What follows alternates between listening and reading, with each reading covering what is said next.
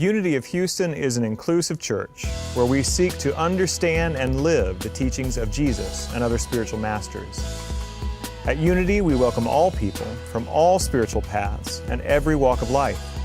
We celebrate the diversity of our city and of our world, and we teach love, tolerance, and oneness, seeking to live in harmony with open minds and open hearts. Wherever you are in your spiritual path, you are always welcome at Unity. Join us and discover that the life of your dreams is already within you. Yeah, absolutely. Wow, I just have to tell you, I'm overwhelmed. It just feels so good to be back at Unity Houston. Yeah, incredible. Some familiar faces I haven't seen in so many years, and lots of new faces, beautiful, new smiles, new friends. I joined you, true confession, I joined you last Wednesday Night Live on Facebook, and I listened as you had the privilege of experiencing this fabulous talk from Reverend Karen about having the courage to feel. Wow. The courage to feel through our experiences, our changes, our transitions. Powerful, powerful lesson. And I was really, really touched. And I recognize that we're going through a lot of transition here, aren't we? Here in Houston, yeah. Not only with rebuilding the city after so many of our neighbors, or perhaps ourselves, have experienced the floods, but also transition here in the ministry. You've got a brand new senior minister, Reverend Michael Gott. You've got yeah! Good, you know how lucky you are. And you've drawn and attracted to yourself a fabulous, brand new senior associate minister with Reverend Karen Tudor.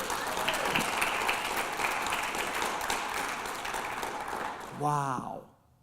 Wow. That's a lot to feel into. And of course, I want to thank my friend Jerry Roberts for singing that song. And I hope you, hi. So many new faces that I'm remembering. But you felt into that song and those lyrics from Stephen Curtis Chapman, thank you. I wrote Hopkins, it's Chapman. It's right there in front of you, and I don't want you to miss the miracle of the moment. And that's what my wish is for all of us, that we don't miss that miracle of the moment. Because so many times, I think, we miss that miracle because we're caught up in bananas. That's right, bananas. And so my message for you today is, drop the banana. Amen. Do I hear an amen? Yes, yes. So let me explain. In many third world countries, there is a market for people to capture live monkeys. And so the hunters and the farmers, they will take a gourd that is attached to a chain, and they'll cut a small hole into it, a hole just big enough for a monkey to slide its hand into. And they'll fill that hole with some candies or fruit, a banana perhaps, something to entice the monkey.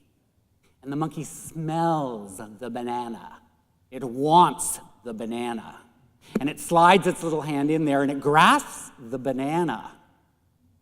But then when its hands are clenched, it can't pull the banana out.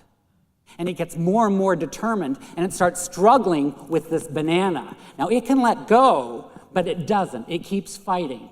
And then the farmer or the hunter comes with a net or a blanket, while that poor little monkey is not letting go, and just captures the monkey.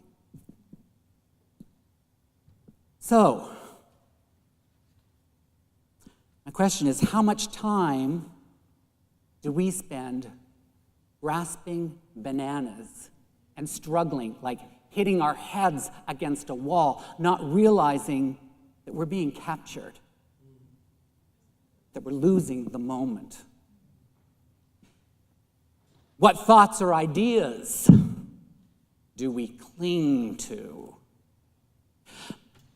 Sometimes we make a banana out of our careers, having to look a certain way, right? Sometimes our banana is that money that we think we need so desperately, and then we go to scarcity. And we miss the moment. Sometimes the banana is a relationship that we want to work at all costs. Now, when we're struggling with an idea, something outside ourselves, it's a banana, and we can find ourselves trapped.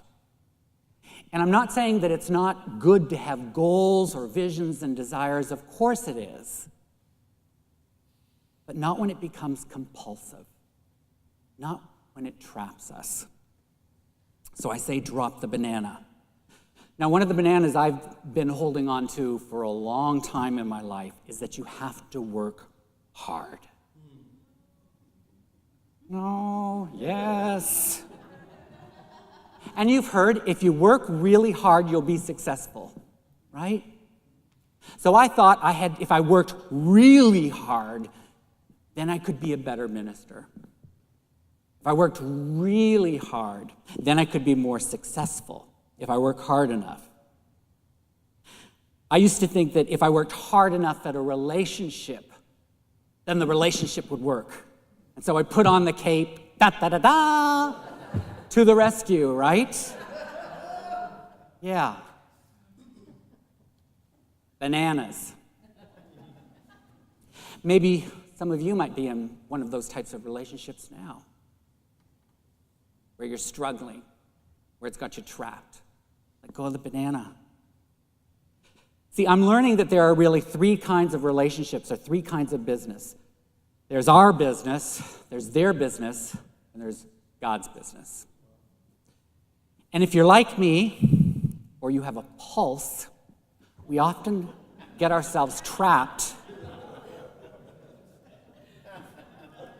We get ourselves trapped in their business, or we get ourselves trapped in God's business. And then who's minding our business? Who's minding our business? So we wrestle with the banana instead of taking care of ourselves. So 2 years ago, I had a little health challenge come along to remind me. A little health challenge that I was carrying on all this anxiety.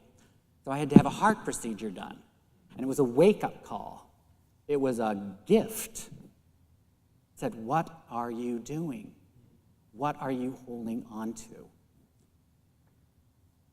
Why was I taking care of other people's business, trying to take care of God's business, and not managing my own business?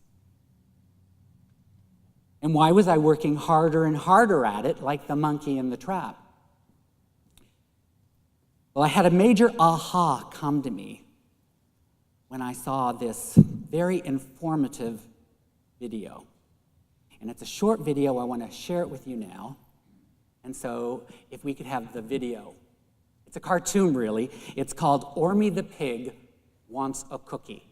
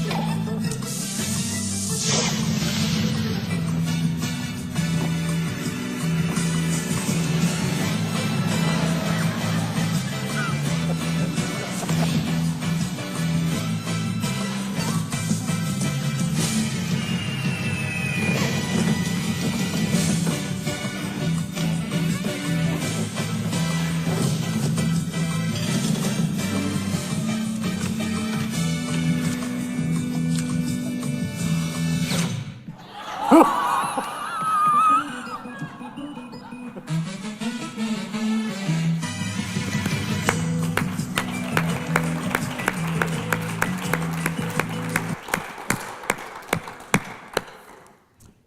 know, when I saw this video, it finally dawned on me that the harder I try is just the harder I try.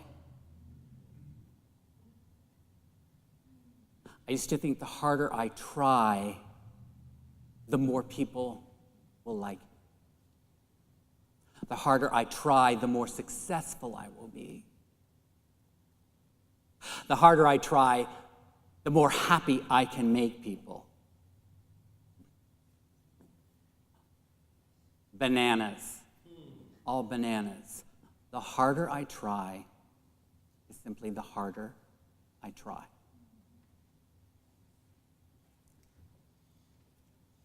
So in 2016, I took a ministerial sabbatical. And for that sabbatical, I bought a book called Do Less, Achieve More. And I'm finally learning that the less I focus on changing other people's business or changing God's business, the better I can function on myself. The more I can focus on my business, my happiness, my joy, my creativity. So let's explore a little deeper about knowing the difference between my business, their business, and God's business. And again, I've got an illustration. This is a picture, if we could have the slide up.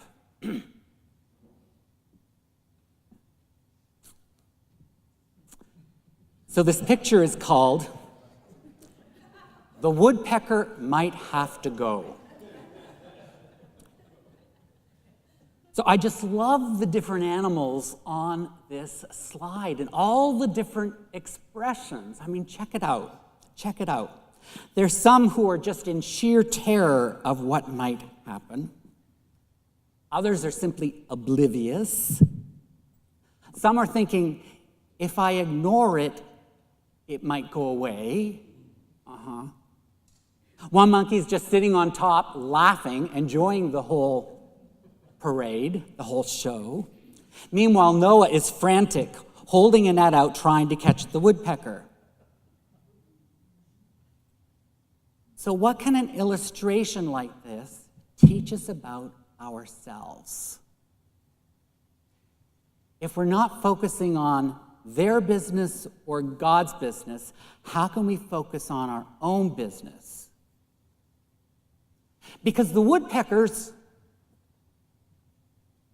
they're just woodpeckers. If we think the woodpeckers are supposed to be anything different, we're very much trying to fool ourselves. It's the woodpecker's job to peck wood. Wishing a woodpecker wouldn't peck is wishing a fish wouldn't swim, or wishing a daisy would turn into a rose. Impossible, impossible. That's God's business, and that's their business. So, if I'm one of those animals on the ark, and I'm working on my own functioning, what might I do? What might I come up with if I'm working on my functioning? Any ideas? Catch them? Patch the holes. Yes, you could patch the holes. It might take a lot of work, chasing around behind, but yes, you could patch the holes. What else could you do? What was that? You could help Noah to get the woodpecker. Yeah, if we got the woodpecker and talked to him, maybe he'd be willing to go in a special cage where we'd give him all the wood he wanted, right? To peck away at his heart's content. Sure, there was something over here. Someone shared something. What else could we do? Learn to swim. Who says you got to stay on this ark? Right. Save yourself. Good. What else?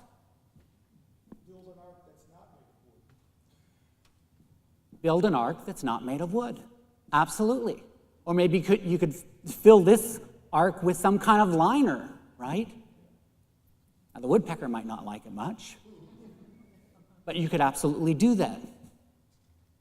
But if you ignore the situation, you and Noah are going down with the ship. So it's not going about God's business or their business. It's working on our own functioning. Now, for those of you who don't know what to do, other than get in someone's business, because it's just so enticing. You know, that banana is just so enticing. I have a spiritual practice for you. It's called TGIF. Yeah, you know TGIF. You've heard of TGIF. It's a spiritual practice. So when you're stuck in that banana, I want you to write it down. Just write it down, write it on a note, and then stick it in a TGIF folder. Things God is finishing. You just put it in that folder, and you let it be. And you work on your own business. Wow, simple spiritual practice. So as I was preparing to come down here to Houston, of course I had this list for myself of things to do. Anyone else make lists? Yes? Oh yeah, list. Gotta have my list. So as the day was progressing and I was seeing my list continue to be a list, I was thinking, oh, it is gonna be a late work night tonight. And then I thought, well, what's your lesson about, Greg? And I thought, wow. And anyone who's ever done a talk knows you're not doing the talk for the other people, you're doing it for yourself. Yeah. And I thought, it's time to drop that banana. So you can just let that list go. It's a wonderful list, but you don't want that list to have you. It can just be a list. And I can look at that another time. And so I went out into the night sky in the evening, up in Michigan. It's beautiful. You can see all the stars. And I looked up, and I looked at all these just constellations and galaxies of stars where we all come from, where we're all born from. And I just said, thank you. Thank you. And so my wish for you again, is to discover those sacred moments, to become aware of the miracle of the moment, to let God be God, to let woodpeckers be woodpeckers, and bananas, they're just bananas. Namaste. Thank you for watching this message today. I'd like to invite you to join us in person here on campus at Unity of Houston for Sunday morning or Wednesday evening services. If you can't be with us here on our campus, you can still join us live on Facebook or on our website, unityhouston.org, Sunday mornings at 11 a.m. Central.